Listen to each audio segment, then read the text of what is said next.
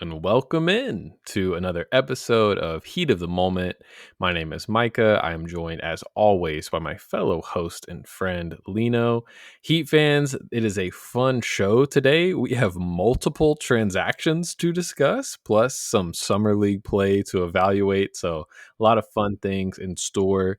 To start, I feel like we need to go to what we ended last show discussing, which was how was Duncan Robinson's offseason going to play out. And it ended up with him going to the Detroit Pistons via sign and trade. Duncan got a nice little bag. It's not all guaranteed, but he got a good 4-year contract, or maybe 3-year contract, I believe. Second year is partial guaranteed. Third year, fully non-guaranteed. But first year, he's making $16 million off the bat, which, as we talked about, he terminated $10 million of his partial guarantee. So still some extra money for Duncan. For Miami in the sign and trade, they received back Simone Fontecchio, solid wing role player that we'll discuss a little bit. But I want to start really just by talking about Duncan as kind of a staple, a cornerstone almost of the Bam Jimmy era for the Heat. Like, he was the longest tenured Heat player other than Bam. He went to both finals, was a key player in both finals.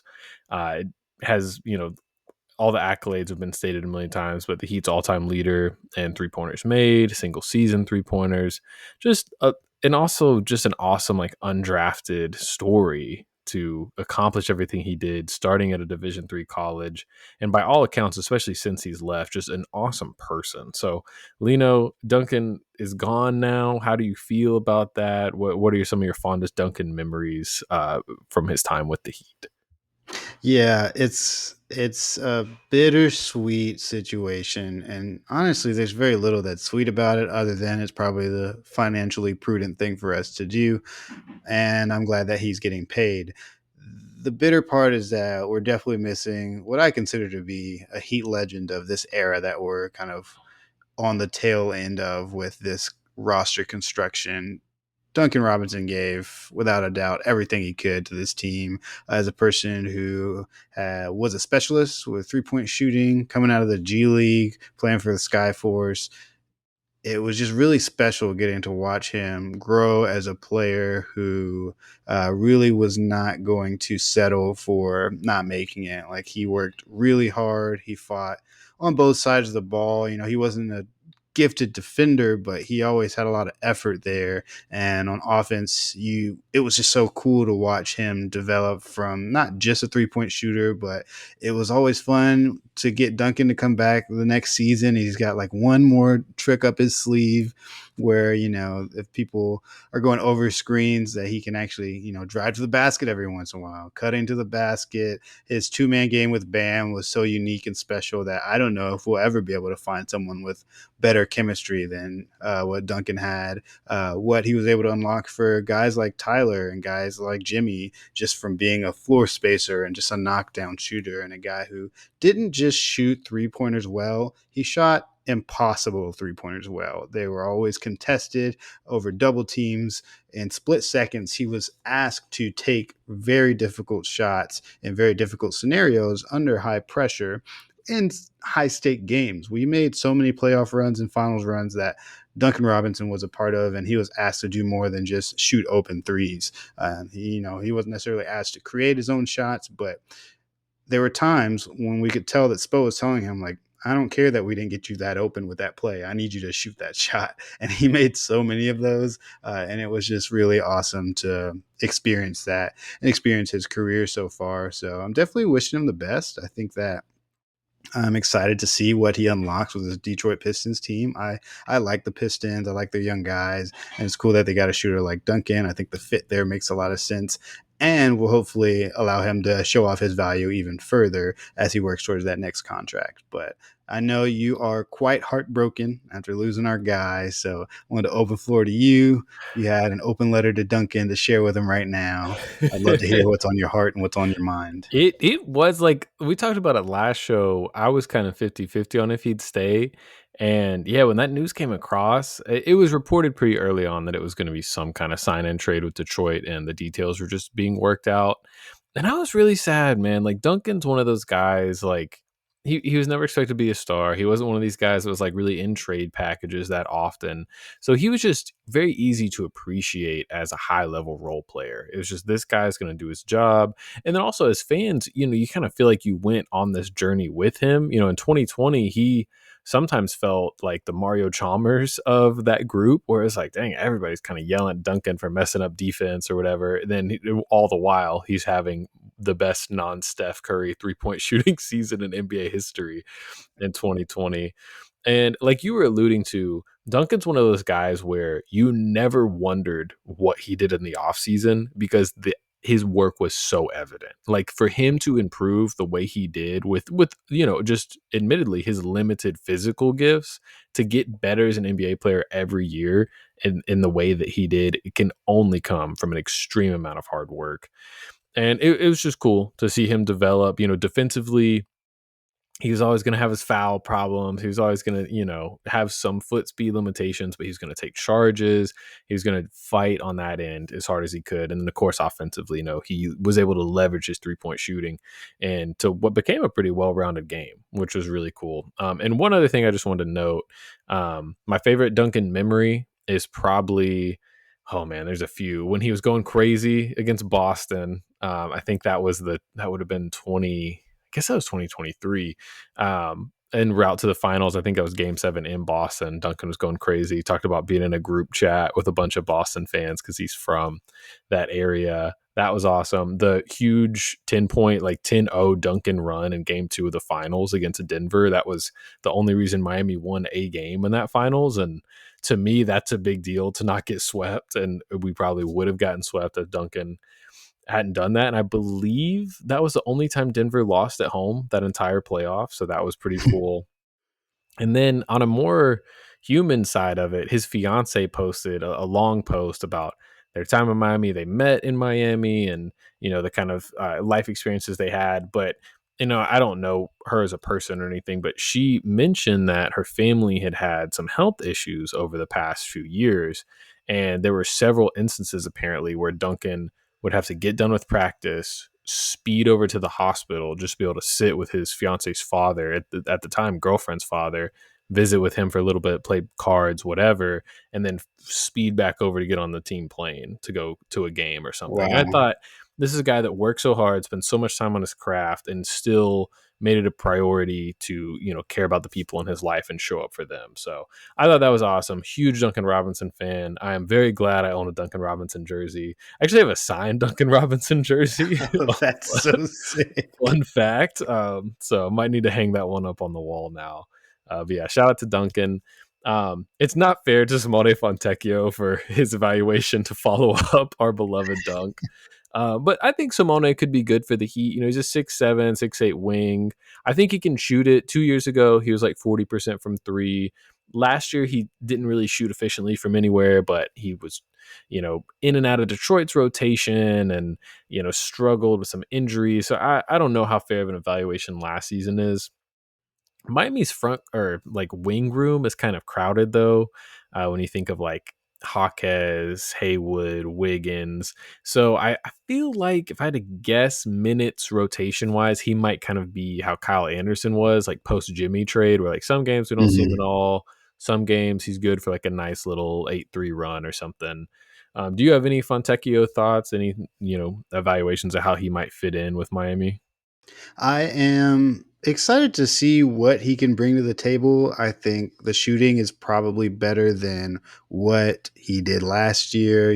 While he only shot, I believe, let's see here, 33% from three last year. He shot 42% from three, almost 43% the year before that, 39, 40. Like he's had a history of being a 3-point shooter, and that kind of spacing is just always going to be value, especially for a Miami Heat team that has historically struggled with 3-point shooting over the past few years. So if we can get an on season from Fontecchio, then that's going to just be very valuable, especially with his size. If he can play the three and play the two sometimes, I think he could find his way into the lineup, especially if there continues to be struggles with Jaquez, if Wiggins potentially gets moved. There's all these different scenarios where that could just become incredibly valuable. But for now, it's just added depth. and a guy who is on a more team friendly contract as well. So overall, I am excited to see what he can offer to us. I don't have too many strong feelings about him prior to this, and so excited to see what he brings to the table.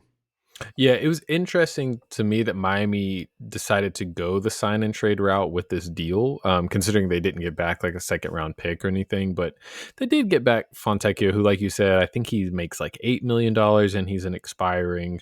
So that's not a bad player to have around. It at the time filled up their final roster spot, which to kind of take you guys in a time machine, the gap between the Duncan Robinson sign and trade and the next transaction we're going to discuss was kind of a dark time as a Heat fan, because it was like, man, we said we weren't going to run it back. Now we're literally just running it back, but with a guy that's worse than Duncan and Duncan's place. Like, this is going to be so bad. And then out of nowhere, really, Shams Charania tweet out of the blue, the Miami Heat are acquiring Norman Powell. Exciting on its own, but we'll just stick to the Heat side of it. The Heat only gave up Kyle Anderson and Kevin Love. So not only did they trade away two guys who probably weren't going to be in their normal rotation, they also opened a roster spot with this move. So 2-for-1 special. Norman Powell is making $20 million. He is an expiring contract as well, so the Heat kind of will have to decide if they want to pay him or not. But just to get surface level, this tweet comes across your phone. What are your feelings? What do you think about all this happening as it's unfolding in real time? The first thing I did was call Pat Riley and say, I told them about you. I told them that you weren't done yet. And he said, thank you for always believing in me. And that was a conversation that I definitely did not have with Pat Riley, but what I would have said to him if I had his phone number. I was super excited. It felt like it came out of nowhere, as it always does with the Miami Heat. One thing you'll notice is that our reporters rarely have the inside scoop on what's actually happening, which is nothing to their fault. It's just the type of front office that we have with this organization. And so I was excited to see that the work they said they were doing, they were actually doing. I know that Norm Powell has been on the Heat's radar for quite a while now. I think they've tried to get him a couple times now and have probably continued to keep a pulse on that situation and inquire. And it was just really awesome. Not only the fact that we got him, but the fact that we essentially sent away stuff we didn't need and sent away nothing that we really wanted. So it was a win-win situation on our end. A very impressive trade for someone who adds a lot of great value to this roster. With his shooting ability, it is really special to have a guy who can score as efficiently as he can, who is great working off the ball, but can also relieve guys like Tyler when there's a lot of ball pressure there. He knows how to dribble, he knows how to shoot, and those are the two things we really need right now. And I think he's only 31. It's a little, cresting the prime, but overall he seems healthy, active, averaging 21.8 points a game on some incredible shooting splits. And yeah, I'm very excited to see what type of lineups we get with Norm, because I do believe, he'll primarily play shooting guard, but I think he can scale up a little bit to the three at times, and we can get small and play fast. And I'm just excited to see what Spo can do with a guy who can do what Norm can do. And I think it's not a huge upgrade, but I do think it is a considerable upgrade from, Duncan Robinson, Kevin Love, and Kyle Anderson. So, Right. yeah, Yeah. it feels really good. Not to speak ill of the traded, but I was like, oh, we just traded for supercharged Duncan. Like, Yeah, it's like a Duncan Robinson that is like fully confident in himself, and we don't have to worry about him getting the yips every once in a while. That's really yeah. exciting to A have. Duncan Robinson that can dunk on centers is very, Yeah. very exciting. So yeah, Norm Powell, for anyone that doesn't know, spent some time in Toronto, Portland, and most recently the Clippers. This guy, to me, is a two guard in the truest sense of the word, and by that I mean he is a play finisher. He can do some second side pick and rolls. He can definitely attack closeouts, but you don't want him running a ton of pick and rolls every game. But if you can get him in position to catch the ball with an advantage, he can score hyper efficiently. This is a guy that's close to 40% from three for his career on high volume. He's always been efficient attacking the basket, almost above 60% every year. Essentially, something the Heat really need, frankly, is somebody that can get Zach Lowe described as north-south, how bad Miami needed somebody that can do that. And Powell definitely provides that kind of rim pressure. He's also the type of offensive weapon that I feel like Spo just loves having, because the type of actions you can run with Norm really are unlimited. You know, he can pull out the Wayne Ellington set if he wants to get Norm just a bunch of spot up threes. He can pull out the Duncan Robinson set if he wants to get Norm in all these DHOs with Bam, where he's getting downhill or pulling up for three if they go under. And I think, you know, when the trade initially happened, I was like, okay, I know Norman Powell can score the rock. And I know people talk about his defense and playmaking being the questionable aspects of his game. Because, I mean, as a Heat fan, you see, like, okay, we trade away Kyle Anderson and Kevin Love. How do we get this guy for free? It seems mostly agreed upon that the unspoken part of this trade is the Clippers are getting Bradley Beal. So it's almost like we gave them the ability to get Bradley Beal. So we kind of, like, from a Clippers perspective, it's not like they just gave away Norm. But from a Heat perspective, that we really did get him for almost nothing.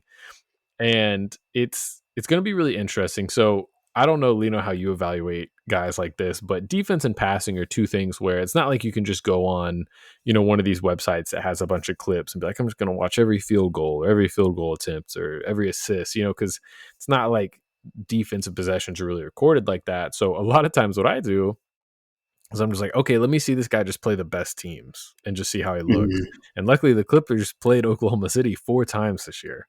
And I Oh, believe wow. Norm played in every game. So I was like, okay, well, let me just pull these up and see how it goes. How'd that go? And yeah, well, some good, some bad. I Okay. mean, that's an elite defense, and he's still. I mean, he had a couple like single digit scoring games, but I think he also had like a 31-point game on like 15 shots against Oklahoma City. So he could do some damage. It did open with him giving up two corner threes because he helped from the strong side corner, but then he also had like an isolation possession against Shea where he stripped him and forced a turnover. So I was like, okay, it seems like, and Clippers fans that somehow found this podcast, you know, you will have more insight in this than I do. But it seems like he's one of these guys where it's like, if there's an offensive player in front of him that he's focused on, he's very active, he's handsy, he's tough. I don't think he's somebody that'll get picked on in isolation a whole lot. It Mhm. seems like it's more off ball stuff where he's just kind of not paying as close attention, maybe not understanding the scheme as much. And Spo can coach defense. Like, we know that he's going to get the very best defensive version of a guy. And because it was things that seemed more scheme and attention based, I feel more Mhm. confident Miami can get a pretty good version of Norm because of that. Because they, you know, they just drill those things so hard, so repetitively that I Yeah. think they'll be able to turn him into a pretty good And I offensive player or a And defensive player. I think it also should be looked at in the context of like value gained or value lost. And it's not like we lost a great defender in any of the players that went out on this trade. And so at worst, we're probably at the same spot defensively. But I do agree that just from what I can remember about Norm Powell, you know, he's not defensively gifted, but he's got the effort there. And he's not exactly, you know, he's on the shorter side, but it's not like he's 6 foot or something like that. And so I think he's also got a stronger frame and has that activity and will be joining what can be a top 10 defense at times. And so I think that's going to help him out, make his job a lot easier. He's going to have a lot of help on the interior that's going to make things a little bit easier, and he's going to be coached by a guy who knows how to get the best out of maybe not the best defenders in the world. So I think we're going to be okay on that end. The playmaking, though, did you see anything on that end as far as, you know, what type of things he's capable of with the ball in his hand? Yeah, honestly, again, just because I feel like fan bases that get used to a player kind of just focus on bad things. So like I looked into some Clippers people and what they had said and then actually watched games and I was like, oh, this guy can pass a little bit. Like Mhm. I was expecting kind of, I'm trying to think of a Heat comp that Heat fans might be familiar with.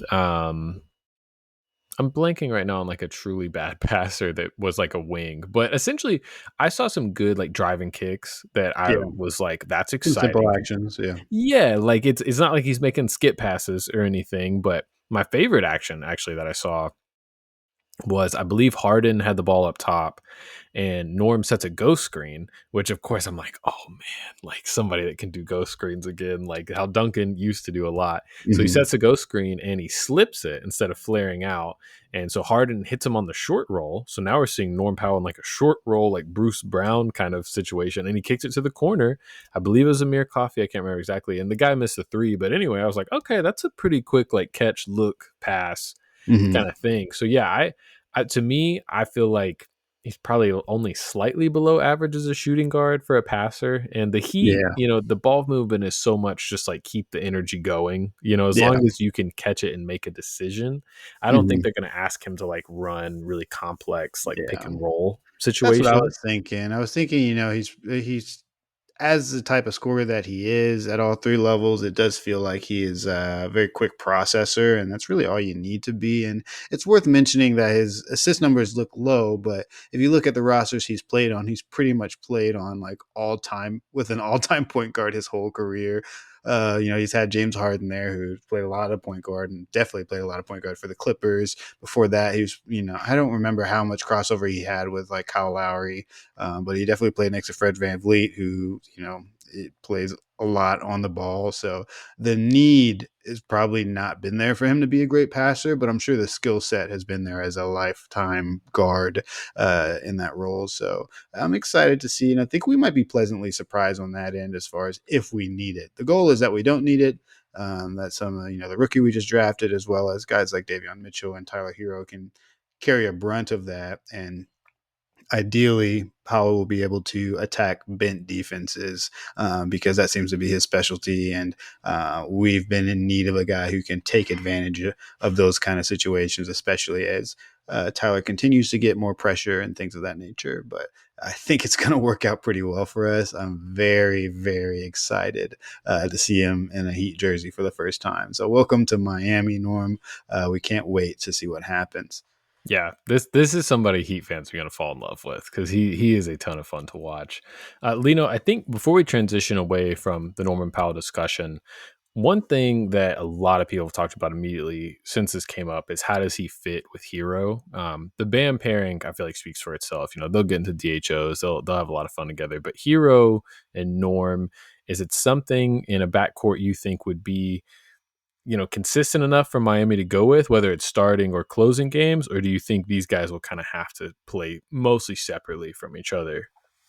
I would definitely like to see us maximize of talent on the floor. So I think Spo's probably of the same mind. And so I imagine they share the floor a considerable amount of time until it's proven to be unfeasible. It could be challenging at first, but honestly, I think Tyler does a good enough job as a playmaker on that front end. So it's not like Norm needs to take up those responsibilities. And two, I think just having another scorer on the floor is something that Tyler needed anyways. And so I think they'll be able to share the floor pretty well. And there's definitely plenty of ball to go around, especially for front court that probably won't have as much offensive usage or ideally wouldn't have as much. I think that's going to be great. I know you mentioned, the fit next to Bam makes a lot of sense, but it's, I think, going to make his job a lot easier as he becomes the third option from a scoring standpoint. And Norm can, eat into some of that usage there without even necessarily needing to touch any of Tyler's usage. And so I think it should work out pretty fine. I don't know that either of them need a super high usage to get to 20 points a game, maybe a little higher than that. And so I could see it working out just fine. There's a chance that Tyler randomly turns into a ball hog at this stage in his career, but I don't see it happening. What No, about I you? think I think offensively it's going to be sick whenever Mhm. they're on the court together because they're honestly both guys that benefit from attacking a bent defense, and I Yeah, think that's something they could both do for each other quite a bit. I think they could yeah, have some really good synergy on that end, and then defensively, it would be tough. Like if the Heat are in a position where they're playing a team with like two pretty good guards, like let's say we're playing Cleveland, you can put Wiggins on one of those guys, but mhm, then I guess you're putting Norm on Garland, and that's tough. yeah, Like we saw in the playoffs, they've had to put Tyler on Garland sometimes, and that led mhm. to that whole Oh, brother. weirdness. But Yeah, but at the same time, I think when you look at a team like Cleveland, they put Donovan Mitchell and Darius Garland out there, and I feel like Donovan Mitchell ate a few guys' lunch on the defensive end somehow during the series. Mhm. Historically, those are not two great defenders, Right. and they just make things work and they scheme around them. And I think Mitchell is good enough at defense to make it not as much of a problem. And so I'm hoping that Norm has at least that level of defense where they can share the floor and it's not two traffic cones out there. Like, Yeah. Yeah, because I think most nights, unless it's a very small guard, they could put Wiggins on the best guard and then mhm. Bam on the best forward, and then you have Yeah, Kalel on the center, and then Tyler and Norm guarding the kind of Lou Dort low usage shooter types on the mhm. other end. I think when I was watching the OKC game, they had Dort guard Isaiah Joe some of the time. They had him on, I believe, Andrew or not Andrew. What's the Wiggins on the Thunder? I'm blanking right Oh, now. Aaron, right? Aaron Wiggins. Yeah, They had him guard Aaron Wiggins, so more low usage guy. So I could see it being something Spo at least tries. As Heat fans remember to start last season, they started Terry and Tyler together, and that was honestly it looked okay, and then it really didn't. But that was more offensively was the issue. And Spo seems to like Davion coming off the bench. I mean, Davion mhm. could not have been playing better during the stretch, down the stretch. And Spo had him come off the bench a lot for Alec Burks, who's, a fine role player, but definitely not as good as Davion was at that time. So Spo then prioritized shooting, and I could see him doing that in the regular season. And the nice thing Now about starting both guys is they might just punch the other team in the mouth offensively. And that's then the if they goal. don't, yeah, then if they don't, then you can put in Davion if you're getting killed and kind of work from that standpoint. So I don't know. To me, Norm, Tyler, Wiggins, Bam, Ware, like this is the first time post Jimmy trade where I'm like, that's a pretty good starting five. Like, That I don't feels hate pretty that. strong. That feels pretty Yeah. strong. And with that in mind, like, what do you think? Where's your vision? And I know we have part of this kind of in the next section, but I guess the particular question I want to ask is, where do you see this team stacking up in the East when it comes to comparing where all these Yeah. other teams are right now? Because, going into this offseason, I had us squarely at like 11th or 10th. Right. But with Norm Powell, like Isn't it this, funny? Like, this, I yeah. think last episode we were Are like, we why? so back? Right. Last episode we were like, I don't see why we'd be better than the Pacers. Like we were like so down. And now but to be fair, we're not saying Norm Powell's a superstar, but Miami needed offensive help and specifically shooting so badly, and Norm is like made in a lab to help with those things. And again, I think his weaknesses we can mask over and kind of make better. So yeah, I mean, Zach Lowe talked about this on his show. I know he said Cleveland, New York, and Orlando. I want to say were the three he's felt like firmly ahead of Miami. And Mhm. then his opinion was like Milwaukee, Detroit, Atlanta. Those are more conversations of where Miami might fall. And then who Yeah. knows about like the Celtics, are they going to take this as a tanking year? I mean, they haven't really done a lot in free agency. I mean, they have, they lost a lot of center depth. It's really either going to be Jaylen Brown and Derek White doing a ton of heavy lifting, or again, this is just going to be a gap year. And Jaylen Brown has knee issues. They tried to kind of, Mhm. slow play his, playing time last season. So anyway, that's for a Celtics podcast. But I guess I do this every offseason. Every offseason, I'm like, this team could be the fifth seed. Why couldn't they be the This fifth team could seed? definitely be the And 5th seed. I'm That's exactly what I literally, was thinking. I'm literally like, why couldn't they be the fifth seed? Why not us? Ah, Yeah, I think it's definitely a scenario where we have to see what Detroit is going to actually be, what Atlanta is going to be, and what these injured teams are going to be able to pull off. But overall, if you consider our season last season is playing most of it with an injured, absent star, then we didn't do super well without our best player for 6 months out of the season in Jimmy Butler. I don't know why these other teams would do much better than we did last year, and we made the playoffs. We have a fully healthy team. We are not distracted by a disgruntled star. We have an all-star and a depoy player and a 21 point per game shooter, and that could be enough to get you into the playoffs in a weakened Eastern Conference, particularly. Now, if all those other teams like Boston, Indiana, Philly, Milwaukee, if they were all healthy, it'd be like, okay, yeah, makes sense that they'd be better than us, but they're dealing with real, genuine issues that could impact their whole season. Really, we just have to see how good these guys are right now after, a rough season of injuries. Not only did we not have Jimmy, but we still had him on the roster and we didn't have any of the new guys. Once we got the new guys, Wiggins was dealing with the ankle and the hamstring and this, that, and the third. And so there were so many question marks, and then we got destroyed in the playoffs. And so I can understand people being low on our team, but I do think the potential to be a 6 seed, a 7 seed is not outside of the reasonable parameters for an organization that likes to overachieve in general. So, Yeah, yeah. and last season, I mean, it felt like everything went wrong that could go Mhm. wrong. Jaquez had a relapse. Jovic got hurt, wasn't really able to put it together. Obviously, the whole Jimmy situation, and then Wiggins, like Terry you were Rozier saying, played 30 games, starting minutes. Terry probably is at the top of this list as far as guys just regressing, even further than anyone could have imagined. So yeah, I mean, it's I feel like it's reasonable to be like, okay, well, like if half those things didn't go wrong, could the Heat have been, the 7 seed or something? And now we're adding Norman Powell, adding a little more continuity. One thing we should say before we transition away from the transaction itself, too, I just want to note this.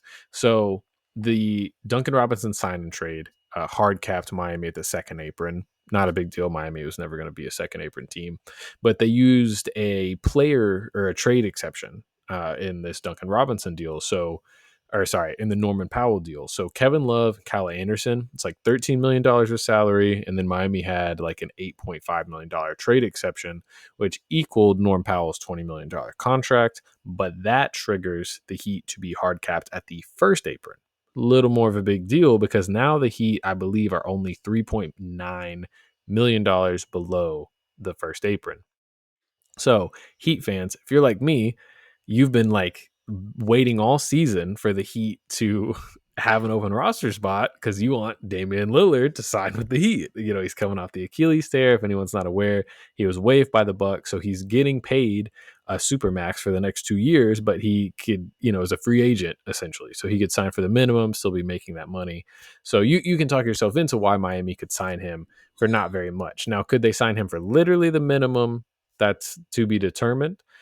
This is pretty unprecedented, honestly, as far as NBA situations. Kevin Durant was coming off an Achilles tear and signed for a full max, but he was a little younger. He's also Kevin Durant. He also wasn't getting paid a whole other contract. Dame has this unique situation to where he can really just say, I'm already getting paid. Like, I can basically play for free for this other team. So I say all that to say the Heat are hard capped at the first apron. They only have really a minimum available for this last 15th roster spot. It's also worth noting they don't have to sign a 15th player, so they could leave it open, and then maybe in February, Dame's ready to sign a deal. But those are all things to keep in mind. And the final bit of housekeeping cap salary business is the Heat are currently $1.3 million over the tax. That is such a small amount of money. I have a really hard time seeing them finishing $1.3 million over the tax, but that doesn't convey until after next season. So it's not like they have to make some kind of financial move this month. They have several months to do that. Obviously, they would love to move Terry Rozier. That's going to be tough to do. $26 million. We would probably have to attach some kind of asset unless we were taking really bad money back. And then there's been a bunch of Andrew Wiggins conversations as well. Specifically, the Lakers have some kind of interest. So that's all rumor mill stuff. We'll see what actually happens, but just want to put that on Heat fans' radars. They do technically have a roster spot available. There is mutual interest in Damian Lillard. We'll see if they're able to get him basically to have this rehab year in Miami and then come back next season.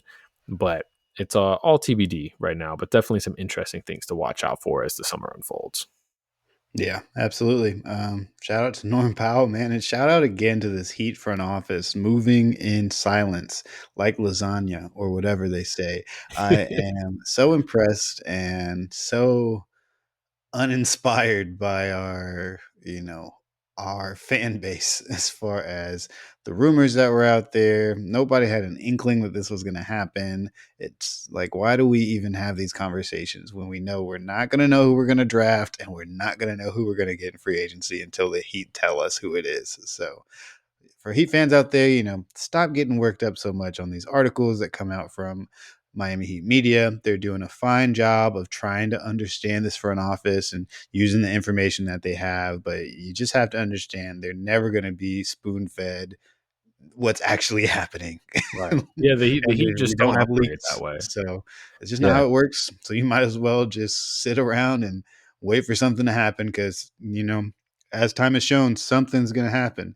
Whether it's going to work or not is a whole other thing. But the Heat are always trying to win basketball games. So they're always going to go out there and get somebody. And I think they got a really good player in this one.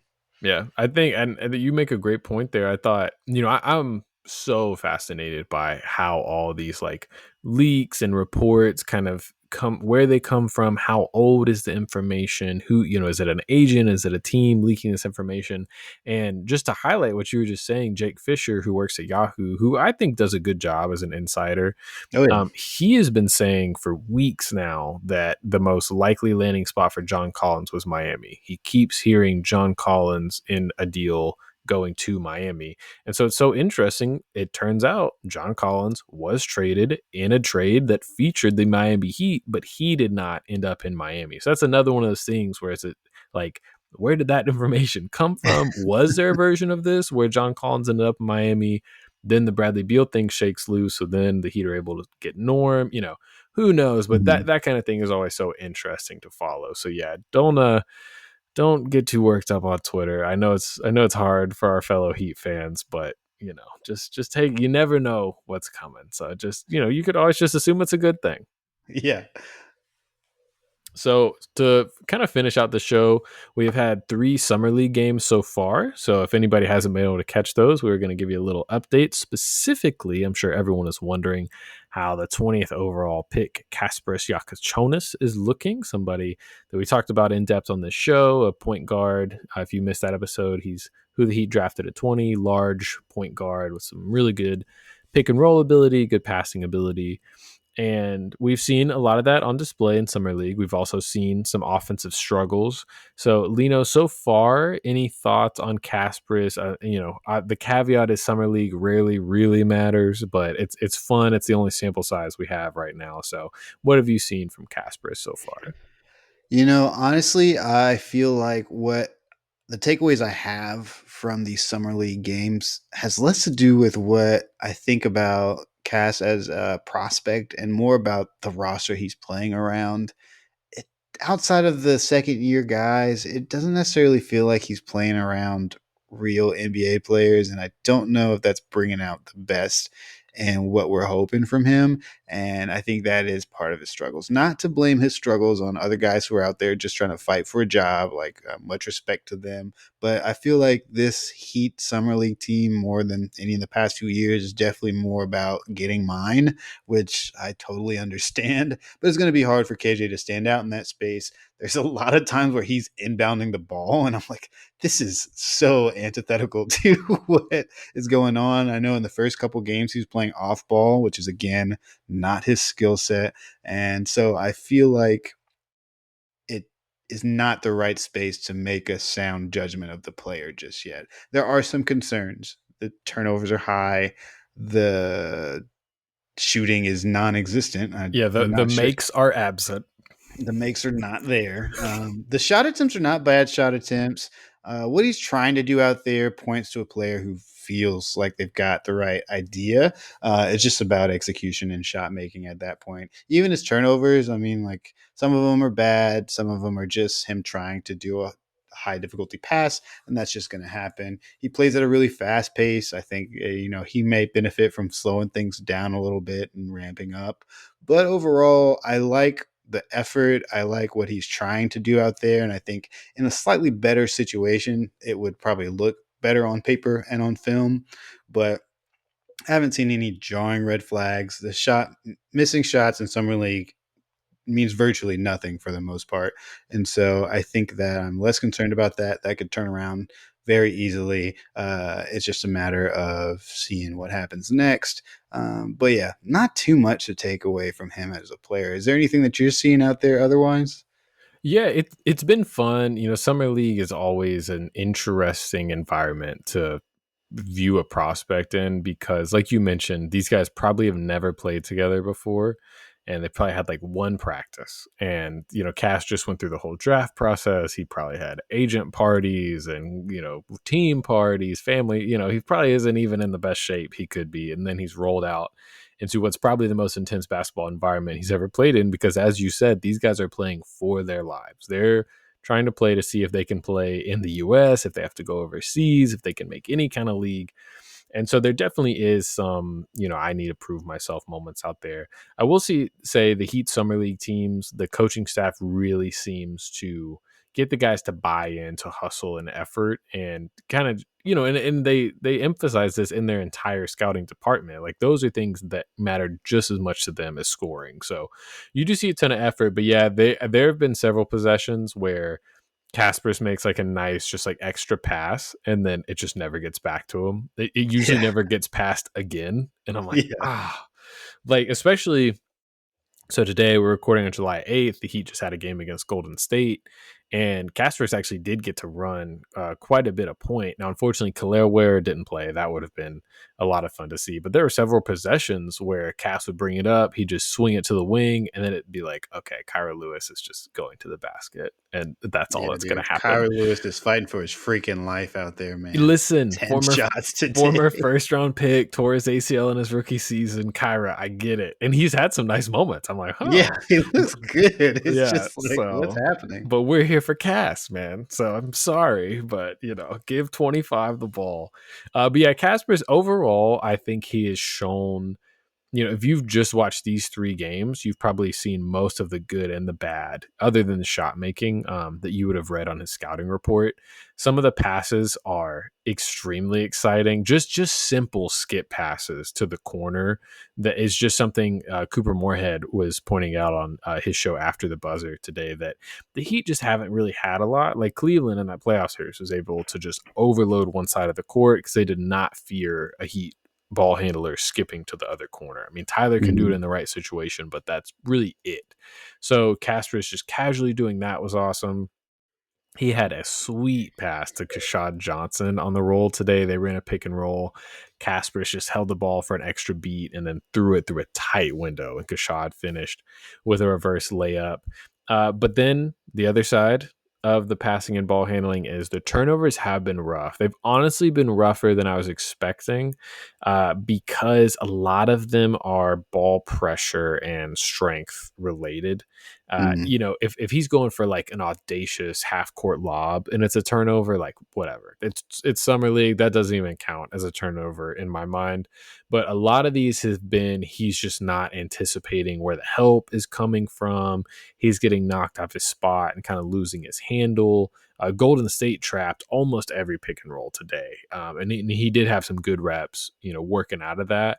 But it's going to be a learning curve. I'm sure if you're a basketball fan, you saw the clip of Bronny James' big dunk that was in that game against the Heat. That started because Cass, I forget, he had a different defender on him. He turned his back to kind of try and protect the ball. And so Bronny came from the strong side corner, which was Cass's blind spot, picked his pocket, and then had that big dunk in transition. So the whole world got to see Kasparas' turnover, unfortunately. But these are things I think he'll work on, and I think you're even starting to see him adjust just game by game. I feel like when guys go to a new level, a lot of it is exploring the studio space and figuring out, okay, what can I get away with still? It's Mhm. like it's like in a video game, like if you ever played like Madden or college football, it's like, oh, this, pass play works really well on all American difficulty. Oh, I switched to Heisman, I've thrown 3 interceptions in a row. It's that same kind of thing. It's like, Yeah. okay, I can't get away with as many things. So yeah, the I like turnovers the have been high. creativity. It's the one silver lining I take to turnovers like that is I do think that can only happen, if you don't have a Tyus Jones or like a Jones brother type player that is never going to try a risky pass, and so their assist to turnover ratio is always super great, but they also don't create a lot of necessary offense. So it's tough. It's a little ugly, but I think he'll work it out in the long run. Yeah, and this is what you want to be happening in summer league. I mean, other than a guy thriving, obviously, but this is a perfect place to work on these problems. And I hope that he continue to put the ball in his hands because ultimately, from an organizational perspective, that's probably the most important thing that can happen in the summer league is expediting Kasparas's development as a ball handler. Because the sooner the Heat can get a high level passer that's a starting caliber NBA point guard in their rotation, that's going to be huge. So yeah, ultimately, mixed bag. I don't think he's made a three at all. He's 1 for 15 overall. To me, none of the shots have looked bad. He's getting to the line. He's drawing free throws like he did in college, and he's operating the pick and roll. He's had some nice passes. I will say defensively, very pleasantly surprised. He's Yeah. had some really nice reps, moving his feet, active hands. He is somebody, not just like comparing him and Norm Powell, I would never do normally, but just because we talked about Norm on the show, I have not seen Cass get lost on defense, like off ball at all. He's very locked in, very attuned. He's always trying to get a hand in there. I think today he had 8 fouls, I was going to which, ask about that. I said, was yeah, he just whooping ass out there? What happened? yeah, he was reaching, and Pella was out there, and my Yeah. beloved Pella loves to He foul just people, and Cass was like, "Okay, this launching is how we himself into do it." people. Yeah. Yeah, Bad so influence, yeah, probably. Dude, exactly, let's talk about Bella Larson a little bit. Why is this guy always on the floor in the middle of these summer league games? This dude, dude was fighting for every single loose ball. dude. I don't want to get irrational. I love Pel him. Pella looks good in these games. So Yeah. Pella's played 2 games so far. To me, he's been clearly the best player in both games, and I'm excited, man. The three hasn't fallen at a great clip. I think he's only hit maybe one or two. But his drives, his strength, his defense, it looks really good. Now he's got to quit fouling. He's fouling the bejesus out of everybody. But if he can figure that out, I think he'll be a very strong defender. He's got to figure out the shooting, but that's coming out of college, that was something he was good at. But I've said this about Pella before, maybe even on this show. But there's a possession today where he got the ball, basically throwing a grenade. There's like 5 seconds on the shot clock. Most wings, especially guards, are going to be like, okay, here comes a step back three. Like, you threw me this grenade. I'm just going to use this as an excuse to take a, prayer of a shot. Pella's default, his fight or flight response to danger is I'm putting my head down. I'm going to the basket. And I believe he Mhm. had a strong drive and made the layup. It might have even been an and one in this specific situation. And I was like, again, what Norm Powell brings to the North South thing, Pella brings that. And I've just been very impressed. He's kind of showing, like, Max Strus had that great summer league. Jovic had a Yeah. good summer league a few years ago. It's just kind of like, okay, this second year Taking guy, the he's proper showing next steps. exactly what you want to see. Yeah, exactly. And that's so exciting because I remember when we first watched his first summer league. Honestly, his first summer league was like, this guy might be something. Like, this guy feels like a real basketball player. And I think he showed that throughout the season, even in his spot minutes, that, he just knows what he's supposed to be doing out there outside of the fouling and some of the limited long distance shooting. He just shows that he knows what's supposed to happen out there and he's going to be able to take advantage of the right moments. And I just see that he's continued to work on that and continue to build. And I'm excited to see kind of what it all looks like coming together with the actual roster. But he's definitely proved his point here in Summer League. I don't necessarily want to see him here anymore. Go ahead and get this guy home. Probably send Ware home too, if it weren't for the fact I'd love to see him play a little bit more with KJ. But otherwise, I think Pella's probably good to go. Did you have any thoughts on what you've seen from Ware so far? Yeah, where Yeah. yeah, he looks good. He Kalel is doesn't look so as he's good as I would want him to look, is yeah, probably the thing. Kalel's He so doesn't tough look for me, bad. man. We were texting about this. The stuff Ware does well is so loud. Like, you can see why fans are like, "Oh, this is baby Wimby. Like, this is going to be amazing." Like, he had a crazy step back three in the Laker game where it was like, "What the Or heck?" yeah, Like, like that was tween nuts. tween behind the back and step back Yeah. 3 years. And then in that same game, he had some post moves where he just like spun into the guy and threw up a wild shot. And I'm like, why? What's not that I want him to be like a post guy, but I want to be able to post mismatches, which for him, everyone in summer league should be. And Yeah. yeah, I mean the lob threat, he's a top tier lob finisher. Like he is Mhm. about as good as it gets in that Really great situation. hands. Yeah, great hands, great dunk finishing. So that's awesome. I haven't seen any like skill growth, I guess I would say, like I Mhm. haven't seen any advanced passing.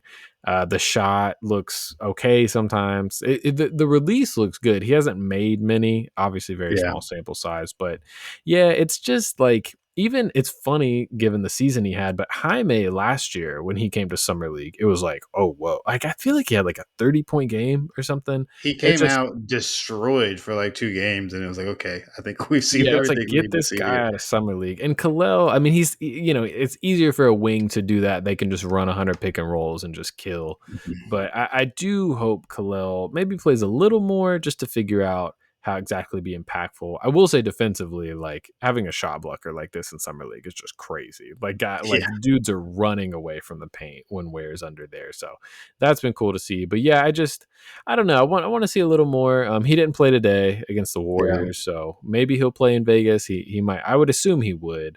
But yeah, Mhm. hope to see more of him because I mean I assume he's the penciled in starter going into the season. So you definitely It want to was see somebody. interesting that I was listening to that Zach Lowe show today, and he actually, when he was given the starting five, he had Jovic at the 4, Wiggins at the 3, of course, and then Bam at the 5, and did really pencil in Ware as the starting 5. But in my head, that's like definitely his position. Yeah, But I guess it could be different. So we'll see about that. It doesn't seem like there's a consensus there. I guess, it's go it's a ahead. separate discussion probably, but I have had thoughts about that. Like I don't know. I know like the front court pairing with Bam, whoever it is, where whoever has been, a topic that's pretty polarizing amongst Heat fans. But I, Mhm. I will say Bam is a power forward. I just don't know if that's the best way to use Bam. Like Yeah. he's a special defender at the 5 because he's in every action. He's snuffing out Mhm. every pick and roll. He's switching on to every ball handler and doing great. Whereas, in a different setting, if he's playing the 4, he's just on Jason Tatum. That's cool. Jason Tatum's not going to ISO against Bam. He's just going to call a pick and get somebody else switched on to him. Yeah. I don't know if that's the best way to use Bam, and Bam's a much better player than Ware. So I'm like, yeah, it's probably best for Ware for that situation, but I think we need to do what's best for Bam because Bam's the better Yeah. player. But Ware could develop. Bam's 3 could develop to where it makes more sense. I think ultimately I want them to start with a double big lineup, but it is when I had that same thought when Lowe Jerry's said still that. out. Yeah. Yeah, when Lowe said that, I was like, yeah, I mean, you could put together some fun stuff because then technically, I mean, they probably wouldn't do this, but you could start like Davion, Hero, Norm, I was Wiggins, thinking the three Bam. guard lineup is something that could be pretty special with I'm going with kind the of into three. it. Yeah, I would like really like to see it. maybe we'll But see it sometimes, even if it's not starting. we'll save that topic a little closer to season. I did want to circle back to a few more guys here. You sent me a text message that we've been talking about needing like a backup 4 or 5 for a second now, and you sent me a text today saying that Kasparas Johnson should be that guy after today's game. What were you seeing out there from him? Does it feel like he's really starting to turn a corner, or Yeah, was this a really Kashad. I exciting mean, game? I would say the first game he looked solid, didn't like stand out necessarily. Mhm. The game today in Golden State, he looked really strong. Obviously, insane athlete. Like when he's running the Such a break, freak athlete. he can like Kyra Lewis had this behind the back pass to Kashad in transition where he just, I mean, it was like from the dotted line, just took off Sick. and yammed. But yeah, defensively, he's very impressive. He's got great length, great athleticism. He hit a couple threes today. That's going to be a big swing skill for him. Obviously, he's from the Bay Area. They're playing in San Francisco. It was a closed game for whatever reason. They didn't let fans in. It was just like friends and families and like scouts. But again, he's from the area, so he had a huge. Well, given the Yeah. arena and who was It there, just sounds like they're there to cheer him on. Like the Yeah, so crowd he, pop. like, hit a 3 and was, like, doing finger guns to, like, his family, and it was really cool. So, yeah, Kashad looked awesome, and, the 3 has to fall, but he's big enough to where I do think he could work kind of as a power forward alongside Bam and Ware in certain Mhm. lineups. We'll see how it plays out, obviously, but today was the first day I was like, there's always that time where it's like, "Oh, Gabe Vincent suddenly a huge part of the rotation. Oh, Haywood Highsmith suddenly, there's these Yeah. development guys. All of a sudden, they're just kind of in there for 20 minutes a game, and Mhm. this could be the season where that ends up being Kashad. Yeah, I've been watching a lot of soccer lately, as you've painstakingly had to listen to me talk about so far this summer. And that's one of the coolest parts about like following Premier League and even like Major League Soccer is that they have these like academies and like legitimately that's how most clubs in like the Premier League get new players. There's not a draft. There's exchanges for like experienced players, but for the most part, you get young guys either from leagues below or your own academy. And so the Miami Heat feel like they have the closest version to having an academy like development program where we literally get at least one, maybe two players out of that program every season. And it's good to hear that Kashad Johnson's on that track because I think he showed real flashes in his first season, especially in the summer league, just due to that freak athleticism alone, and that really he just needed to figure out how to stay on the floor long enough and be a smart basketball player on both sides and really know what needs to happen and doing it at real NBA speed and pace. But if he's starting to figure those things out and that shot starts to fall, I think it's an easy decision to get him in there, and I think he's definitely tracking the right way. So that is very exciting to hear. Did you have any notes on our undrafted free agent Vladislav Golden? Yeah, Big Bad Vlad, as he apparently is called. I learned that on the Oh, broadcast today. dangerous. Vlad Golden on 2A. Yeah, I'm not gonna lie, showed some fun flashes today. Seemed like he's got pretty good hands, had some nice finishes out of pick and roll, sets good screens. That's important for a big man. So, yeah, I mean, if we have a couple injuries and he's on a 2A right now, I could definitely see him and kind of like what was it, like 2022 Omer Yurtseven kind of Mm, role where it's yeah, like him and Tyler are able to keep like a second unit running, something like that. So yeah. yeah, promising big, and like we were just saying, the Heat are kind of thin up front, so I definitely think it makes sense to use a 2A on a big guy like that, and somebody that a lot of people thought could have been drafted. I think he was most people's in their higher ranks in terms of Mhm. undrafted free agents. A plus 28 today in the game against the Warriors, which is Hey, insane with by only having 10 points. But yeah, that's cool. I'm excited for Las Vegas. I feel like that's like the real deal summer league, and this part is like a nice little taste to what we can see there. But by then, they've had a few weeks of playing together, and so maybe some things will shake out. Maybe Coach Glass will talk to some of these guys about getting 25 the ball. We'll be able to really see what this young guy has to offer. Anybody else stand out to you? no, I think that's pretty much it. We gave the Kyra Lewis shout out. I just, somebody I'm rooting for. One and done out of Alabama, had some injuries early on, so maybe he could have like a Josh Christopher kind of summer league run, get himself a deal in the league somewhere. Yeah, and then I can't remember his name. His last name's Warren. He's a young guy. Cooper Moorhead just said to Oh, keep an eye Bryson out for Warren. him. Yeah, so he hasn't. He looks comfortable handling the ball. He hasn't flashed too much, but that was somebody Coop said to watch out for. And as always, listen and read Coop because that is the best guy we got covering the Heat. So wanted to shout him out. But yeah, that was pretty much all I had. Do you have anything else? Shout out to Dane Danger. Great Um, name. crazy name, super sick. 10 free throw attempts today. He was just getting to the line Big fella was nonstop. working. They're really working down there. Only two field goals somehow. I was like, you just never got a chance to shoot the ball. You just Mm, immediately getting. They got hack a shot going, but I mean, made seven of them. That's respectable. Only one personal foul across 9 minutes, but yeah, mhm. I think that guy is massive. Also, Yeah, big but dude. very cool Also, name. shout out to Cron Butler's son, who's on the team Oh, again. JC, is that's his son? I That's his forget that son. that's his son. Crazy. Yeah, 2 points. Uh, haven't seen a lot out of him, but hey, Shout Hey, you're out to here. Karan. Love Tough Juice. So you're welcome here, Karan son. um, but yeah, so guys, keep watching Summer League. We're gonna definitely keep watching it. It's all the only Heat basketball we have right now. So we're gonna be locked in. Hopefully see some big games from Kasparas. I did see one person point out that Kasparas kind of started slow his only season in college as well, and then had like six Mm. straight 20-point games. So I will be watching every game, waiting for the Kasparas blow up game. I have faith it will happen. But yeah, we'll be working alongside you guys, watching everything. Maybe we have some more trades. I'm sure the Heat are looking at Wiggins and Rozier. Maybe we get Dame. If any of that happens, we'll obviously let you guys know immediately. But as always, for myself, Micah, my good fellow host and friend Lino, we appreciate you guys for tuning in. Please leave some comments, like and subscribe.